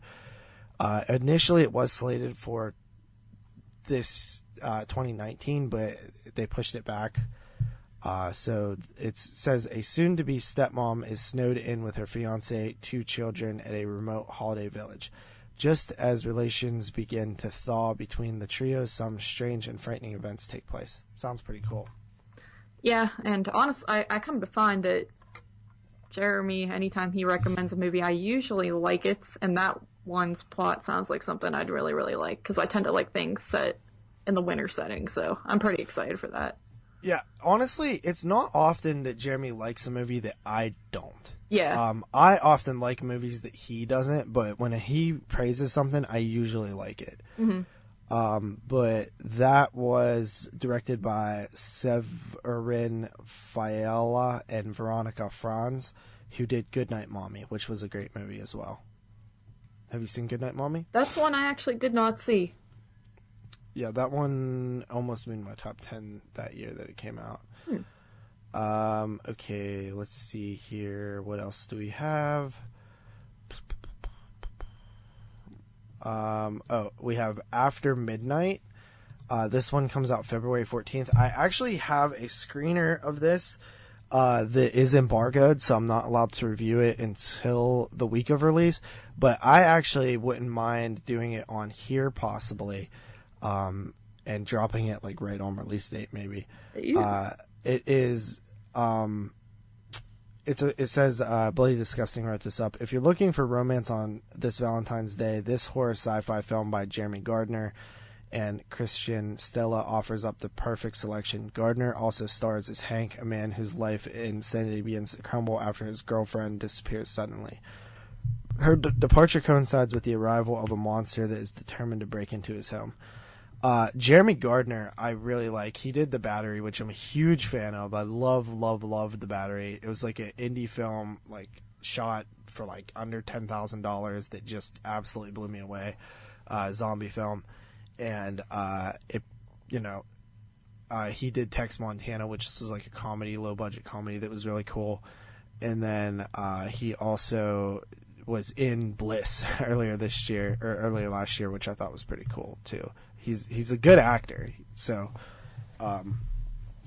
very excited for that one. Mm-hmm. You need to see The Battery. I know. There's been a few times where I was going to watch it, and I just haven't yet. I think it's on Shudder, so maybe I'll check it out one day. Also, from February 14th, I just threw this in there because I thought it was hilarious. Amityville Vibrator, so coming out for Valentine's Day as well. This is a super, super indie film, like, probably like no budget at all. I'm actually friends with the guy who made it on Facebook, and he's like, it reminds me of like that like slasher nurse movie we saw, like just no budget. It says Kathy moves into a new home and soon comes into contact with a vibrator with ancient evil powers. 2 researchers must locate this possessed item before Kathy and anyone else she encounters becomes a sex slave for Satan. I'm scared. That's just funny. Yeah. And then we have Fantasy Island coming out February 14th. A lot of films for February 14th. This one is based on a 70s TV show about a magic island resort, but they did it completely horror. I think it's PG-13 though, which is a little unfortunate. But yeah, it stars Michael Rooker, the director of Cry Wolf and Truth or Dare. 2 hours and 36 minutes? Is it really? Yeah. Wow. I don't know about all that. Wow, that's kind of crazy. Mm. But that's another one we'll probably go see. Yeah, definitely. Wow, that's kind of a long runtime. That's Blumhouse there. That's shocking. Huh. Okay. After that, we have VFW, the new Joe Begos movie. So, Joe Begos, this one's coming direct to video, I believe, but Joe Begos follows up his Blood-Soaked Bliss with this equally splatterific film by Fangoria. So this is a Fangoria production. A group of war veterans must defend their local VFW post against a deranged drug dealer and his relentless army of punk mutants. Starring Stephen Lang, William Sadler, Martin Cove, David Patrick Kelly, Fred Williamson, and George Wendt. This just sounds cool. Reminds me of like something like From Dusk Till Dawn or Assault on Precinct 13, but with like veterans. I thought this was a cool concept, and I'm really looking forward to it because Begos has been on point. Mm-hmm. Then we have Brahms' The Boy 2, which is supposed to hit February 21st. This was originally supposed to be released in 2019, and it got pushed back to 2020. After a family moves into the Hillshire mansion, their young son soon makes friends with a lifelike doll called Brahms. And it was directed by the guy who did 2006's Stay Alive, which I actually liked, 2012's Devil Inside, which I heard was horrible, and then 2013's Whir, which was really good. So he's been, he redeemed himself with Whir for sure. That's a great movie. Have you seen The First Boy? Yeah, okay. I liked it. For some reason I thought you did like not. it. Yeah, I really enjoyed it too. So I'm kind of looking forward to this, honestly. I liked The Boy. I thought it was actually pretty creepy in parts. Yeah. Then we have one of the films I'm most excited about, directed by Lee Winnell. We have The Invisible Man. This is for Blumhouse. And, of course, Lee Winnell, first film... he co-wrote Saw, and some of the Saw films, and then he directed... I think he co-wrote Insidious with James Wan as well. And he directed Insidious Chapter 3. Then he did Upgrade, which was a successful film. A lot of people like that one.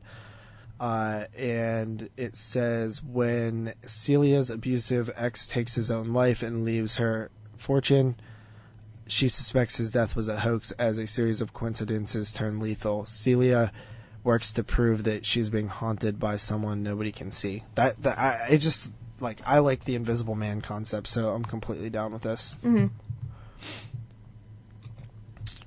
Seems New? pretty cool. And that comes out on February 28th. Then on to March. And this is where things start getting spaced out more because everything doesn't get announced, you know what I mean? Mm-hmm. Like, they can still announce other stuff for March, basically. But we have Quiet Place Part 2, following the events of the first film. Is it directed by John Krasinski? Yes, it is. Yeah. We both like Quiet Place. Made my top 10, so I'm looking forward to that. I avoided the trailer, so... I did not, but I thought it looked pretty good. Cool. Yeah. That comes out March 2020. And then we have Saint Maud, which comes out March 27th. This is an A24 film. I know nothing about it. It says nurse who becomes dangerously obsessed with saving the soul of her dying patient. Came out of the Toronto International Film Festival. Says that it's a psychological horror film, thriller. Don't know much about the cast or director or anything like that, though. Yeah. Then we have, what do we have here? Antlers, April 17th. Based on the short story The Quiet Boy by Nick Antosa, Channel Zero. This is a Guillermo del Toro produced feature that sees a small town in Oregon teacher and her brother, the local sheriff, become entwined with a young student harboring a dangerous secret with frightening consequences. This looks pretty cool. Yeah, I agree. Even though I typically don't love the Del Toro produced type of stuff all the time. Me neither. Then we have the New Mutants, which is originally slated for... Oh, wait, yeah. Actually, it was originally slated for April 13th, 2018. And it got pushed back twice when the Fox-Disney merger happened. It's PG-13, but according to Josh Boone, it's always been PG-13. It says 5 young mutants just discovering their abilities while held in a secret facility against their will fight to escape their past sins and save themselves. Starring Anna Taylor-Joy. This was made my top 5 most anticipated horror releases in 2017 when we were going into 2018. Because I had read so much interviews with Josh Boone saying how like this movie was heavily inspired by Dream Warriors. So that just got me like super excited. But yeah. After that, we have April 24th, Antebellum. Successful author Veronica finds herself trapped in a horrifying reality and must uncover the mind-bending mystery before it's too late. This is from the producers of Get Out and Us. It is... What's that? I thought it looked pretty cool, honestly. It's one that I am looking forward to. Untitled Saw sequel. So, yeah, they haven't really said anything about it other than it's a story by Chris Rock and Samuel L. Jackson is involved, and Darren Lynn Bousman's directing, who Darren Lynn Bousman did Saw 2, 3, and 4. Oh, wow. Yeah, so that's kind of... like, people were worried that it's not going to be a sequel and they're rebooting it, but Darren Lynn Bousman being back kind of gives me hope that it might be, you know... more of a sequel. See, I don't care too much either way. Really? I thought you enjoyed the last Saw. I did, but like, I don't know. I just don't care for the Saw movies that much to be like, oh, can't wait. I'm with Jeremy a little bit. Like, I like that Saw was like my generation's thing. Because like, I fell out of it because I just got into like doing other stuff, but like when Saw 1 through 4 came out, like 1 through 5, maybe even 1 through 6, like everybody was so hyped to go see them. Like it was like a pretty big, like popular thing among my friends and stuff. Yeah, that really wasn't the case for me. I mean, it was probably more your time in a way anyway, but for me, lamely enough, it was the Paranormal Activity movies really were kind of the ones that were coming out every year for us. But I don't know, I just think Saw was like a depressing franchise. It's no Friday the 13th or anything to where I'm like, hell yeah, I can't wait to go sit down in the theater and watch a bunch of people die and get tortured. I don't know. I like them. Oh, good for you. I like them, man. I do. I like them, so I'm looking forward to that. After that, we have June 12th, my most anticipated film for sure, and that is Candyman, which is labeled as a spiritual sequel. Jordan Peele produced and co-wrote this film, and I'm very excited for this. Also returning, Tony Todd. Mm-hmm. Yeah, pretty cool. I mean, Candyman, I think it's a very good movie. I'm like, it's not one I want to rewatch all the time, but I am excited for the remake or whatever, spiritual remake, whatever. Spiritual sequel. Sequel, my bad, whatever. I don't know. When's the last time you watched Candyman? Probably, I don't know, a year and a half ago, maybe. Yeah. You should, get the Blu-ray and watch that. That'll make you fall in love with it. I have it on VHS and DVD, but not on Blu-ray, actually. I have it on VHS, DVD, and Blu-ray. Ooh, good for you. Let me borrow your Blu-ray. You ain't touching my Scream Factory Blu-ray. I paid $30 for that damn thing. Oh, God, sorry. After that, we have Ghostbusters Afterlife, July 10th. When a single mom and her 2 kids arrive in a small town, they begin to discover their connection to the original Ghostbusters. I have never seen a single Ghostbusters film. Well, there's only 2, so... I have never seen one of the 2 Ghostbusters films. Actually, wait, no, there is 3. They did that reboot. That's what I thought. That black chick. Yeah. Yeah, you know, I don't know. I've never been overly... I don't like any... I don't love any of the Ghostbusters movies, honestly. Like, I think I've seen parts of the first one, but I don't think I've ever sat down and watched the whole thing, because I never really had much interest. They're decent. July 31st, Morbius... which is, I believe, a Marvel film that is like apparently like an actual horror movie or something. Then we have August 14th, Malignant. This is I want to say that this Written is by James. Oh yeah, it is. I saw that he actually was shooting it. Like I saw, because I was researching something else. I saw that he actually tweeted out that they were shooting it and stuff, like production stuff. Apparently it's a giallo. Oh! Yeah, so that's weird. Yeah. September 11th, The Conjuring: The Devil Made Me Do It. Yeah, I don't know how to feel about that one. I mean, I like the... I'm excited. Yeah. I like those movies. I mean, I like the Conjuring films. I like the first, Conjuring 1, Conjuring 2. I just wonder if this one will be, as good as those. Oh, no. Well... It's directed by the dude who directed Curse of La Llorona. Yeah, I know. That's why I'm saying that. No. Yeah, I knew that ahead of time. No. Yeah, buddy, that's what ruined it. That's the worst one. I know, dude. I know. That's kind of why I looked at that and I was like, "Oh, Conjuring 3," and then I looked into it and I was like, "Oh, Conjuring 3." We'll see. Yeah.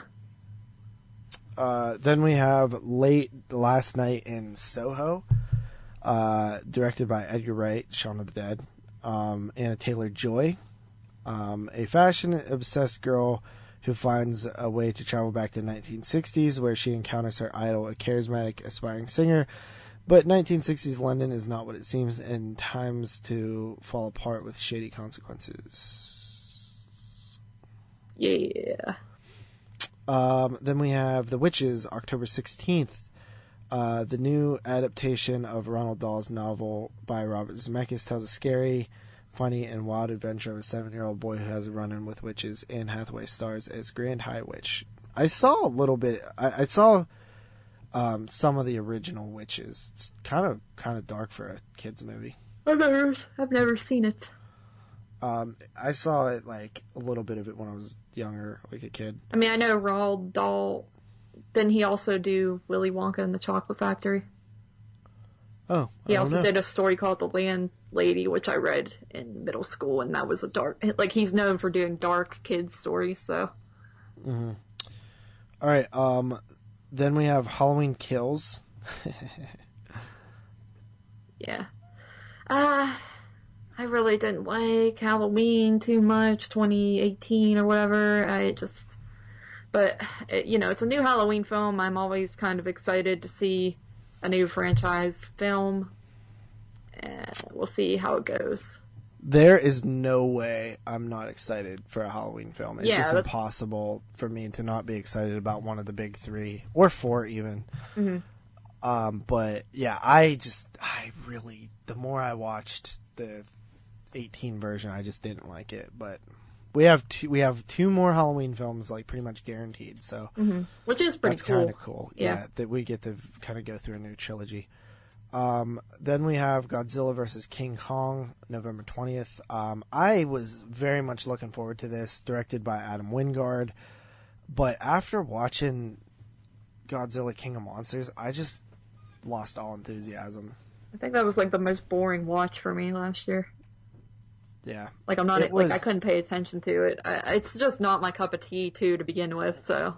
Well, I loved King Kong, the Mm-hmm. King Kong that they did, Skull Island.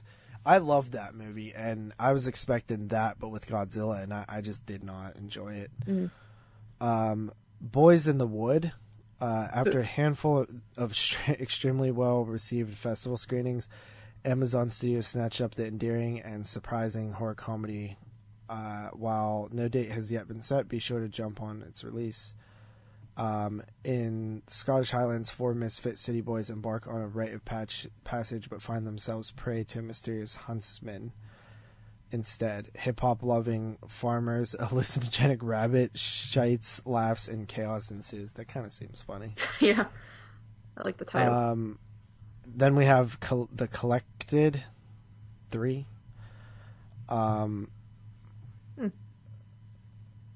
Yeah, so it's a sequel to The Collector and The Collection. I have not seen either of those. The Collector is really good. Yeah. I haven't seen The Collection. I'm thinking of ending things based on a chilling novel. No date is set yet, but it's supposed to hit Netflix in the first quarter. Cool.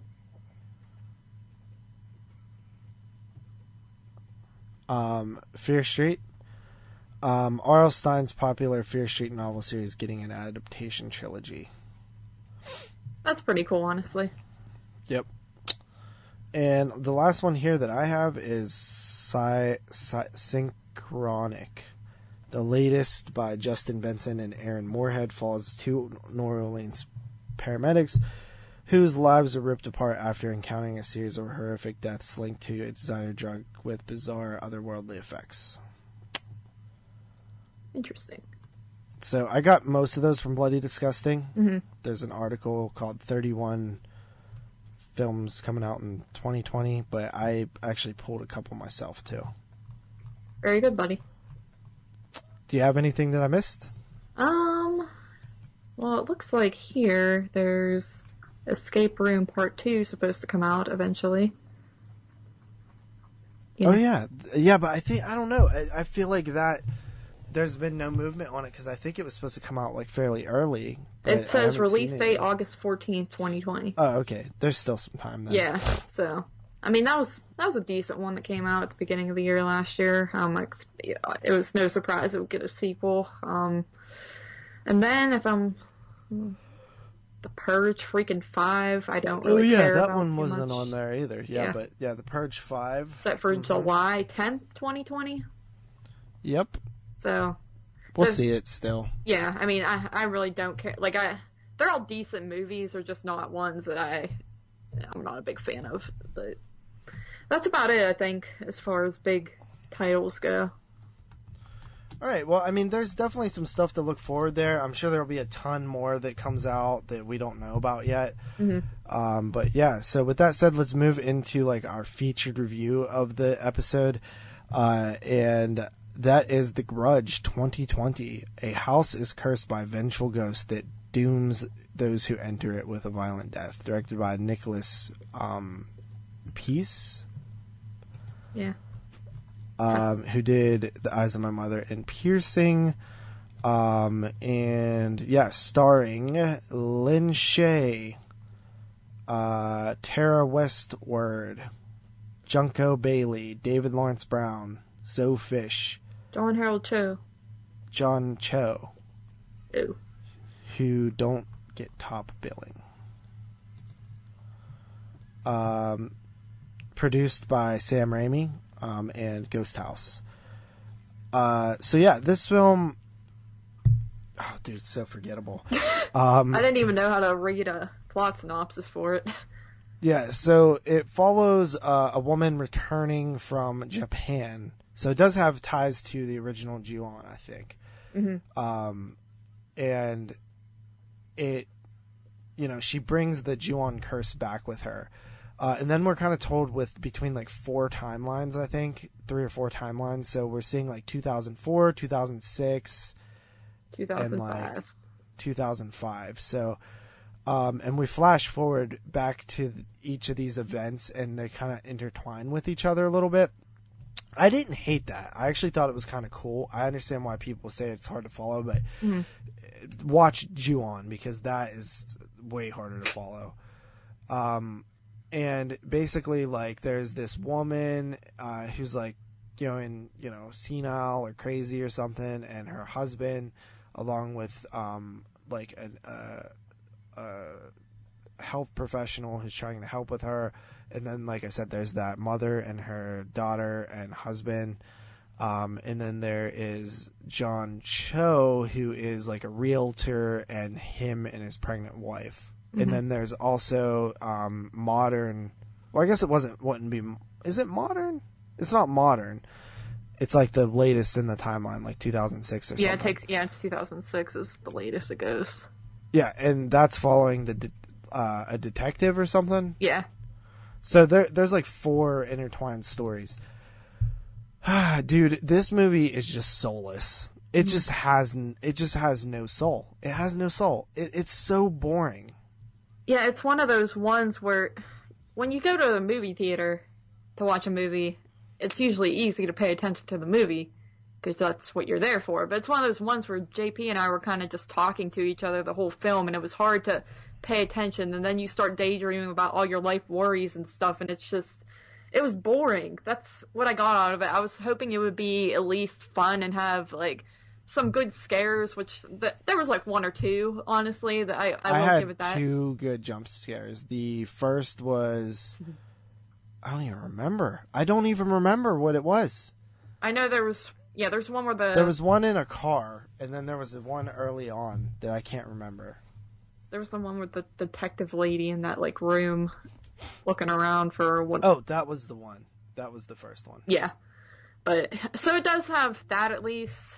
But yeah, there's just not much to it, and it's like, yeah, it's cool to intertwine the stories, but I feel like I just didn't care about any of the stories. I think maybe the one with John Cho was probably the most intriguing to me, and it's probably because I just kind of like John Cho as an actor, and I was invested in him, but I just thought everyone else in the film was rather boring. I mean, Lin Shaye's always over the top and crazy, and she does a good job too, but even that story, like, I just didn't really care that much.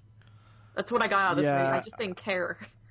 I think that it just is such an uninspired film. Like, really, this is the Grudge now, like the 10th or something, between the Japanese and American series, and it's the 4th American one, and it literally adds nothing new to the table. It brings nothing new. It brings no level of inspiration or, any type of anything that you would really like or care about. You know what I mean? It's just, there is some level of gore to it, which I found surprising, and I did think that the gore was decent.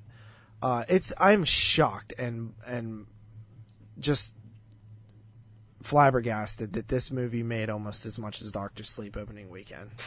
Yeah. Which it was a fantastic movie, and this is like garbage. It's a garbage movie. There's very little redeemable qualities about it. I will say that the aesthetic was kind of good. It was very moody and dark looking. It looked like 2004 to 2006. It actually looked like it was made in that time period. Very good point. Because I couldn't place what it was that I was feeling, but you're right. It actually looks like the first American Grudge movie, in my opinion. It had the same tones to it, and just, yeah, it felt like a throwback. They all had old phones, and there was I think like the TVs were like older, so they did a good job with that. But yeah, besides that and like the few okay jump scares, there's really not much. I was actually hoping for a movie that would offer more scares to it at the very least, because then if anything you can have some fun with it and think it's like, oh, it's just another cool jump scare movie, but you just don't get enough of that even, really. You don't get much with the ghost girl or the ghost whatever, and it's, I don't know, it's not something I would ever feel like watching again in my life. See, when you make a film like this that's disjointed and you have like these different like time periods and characters that you're following.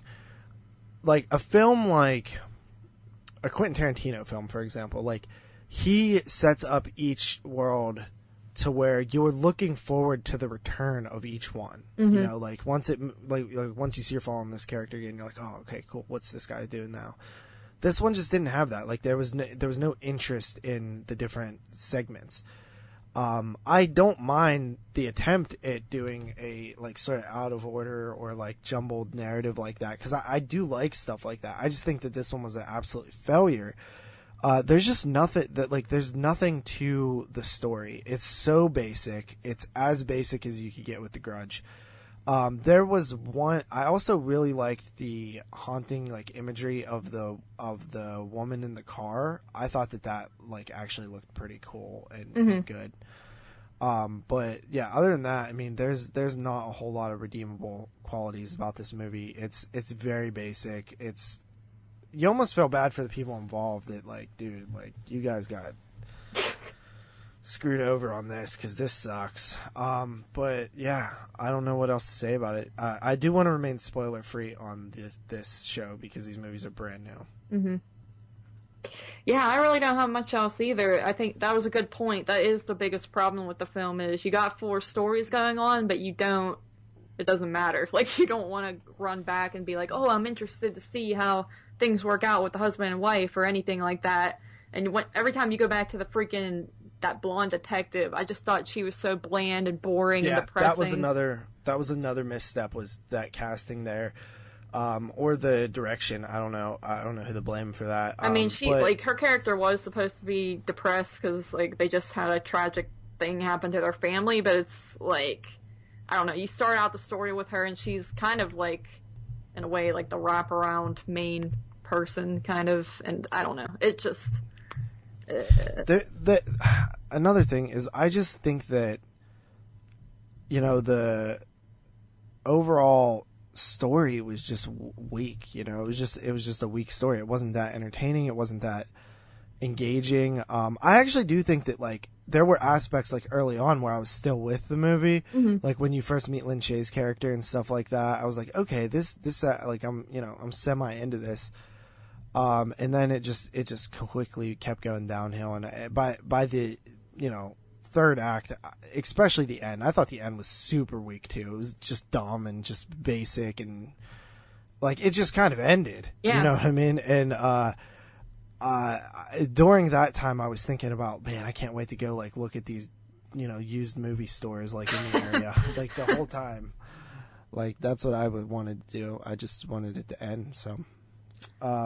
For me, I'm gonna say it's like honestly, this is one of the worst theatrical experiences I've had. I mean, it is technically a well shot and edited and or maybe not edited, but like the sound is good and it looks like a Hollywood production, and the aesthetic's good and there was a couple good jump scares, but other than that, it is just atrocious. I gave it a 3.5 out of 10. Yeah, I gave it a generous 4 out of 10 just for being a movie, but I can't go higher than that. I would not recommend this to anyone. My friend actually texted me yesterday and said, "Did you see The Grudge?" And I was like, "Yeah, it's hot garbage." And she was like, "I want to see it." And I was like, "It was literally so boring, dude." And I was like trying to pretty much beg her not to go see it, and she was like, "Oh, I'll probably like it then," like as a joke, because she always likes those mainstream films. But I'm thinking, I don't think you will, because it's not a fun time. It's universally hated almost. I think Derek was the only person who I saw thought it was okay. Yeah. Everybody else I've seen pretty much said that it sucks. So, yeah. That is The Grudge, and with that said, that is my rating and review. That's it. That 2-hour show for this first one here, pretty much. So, yeah, these won't be as long. Honestly, they'll probably be like 45 to 50 minutes. Maybe, especially when we don't have a huge long, intro and, middle thing with the, films coming up. Imagine if we just came here to review The Grudge. Yeah. It'll just be like another Netflix and chill, pretty much. But Yeah, I'm gonna try to do a better job of really, since we're going to be recording these, I'm gonna try to really focus on the details of the film, so I have a lot to say. But yeah. Anyway, that's it. Where can people check you out? well, you can check me out. I have 2 other podcasts, both of them which are monthly. Oh, well, of course we have Netflix and Chill as well. We're still gonna run with that. But other than that, I have the Movie versus Movie Horror podcast, which I do with my friend Austin, and that's where we pair 2 similar movies together and kind of give little reviews on them, and then decide which one comes out on top. And that is, of course, on Horrorphilia Networks and Podcasts. You can find that there. Then other than that, I have another podcast with Derek, and it is the Celluloid Dissections podcast, and that is where we pick a movie. That one is also not completely horror-based. It's pretty much any movie from any genre, but it's usually like a significant film, and it's usually one that I haven't seen before because it just makes it more interesting. And we watch it, and then we kind of go in depth and do a dissected review where we just go all out and review the entire thing and talk about all the details. So that is also on Horrorphilia Networks and Podcasts. Other than that, I have a YouTube channel, Carly317. You can check that out on YouTube. That's about it for me. All right, and 22 Shots, we have a mockumentary show coming up with The Bay, which I watched this week, Lake Mungo, and The Tunnel, which I still need to see. But yeah, with that said, I hope you guys enjoyed the first show. We will be back. I had fun. I hope you had fun, Carly. And I'm looking forward to continuing along with this. So see you guys next time. Peace.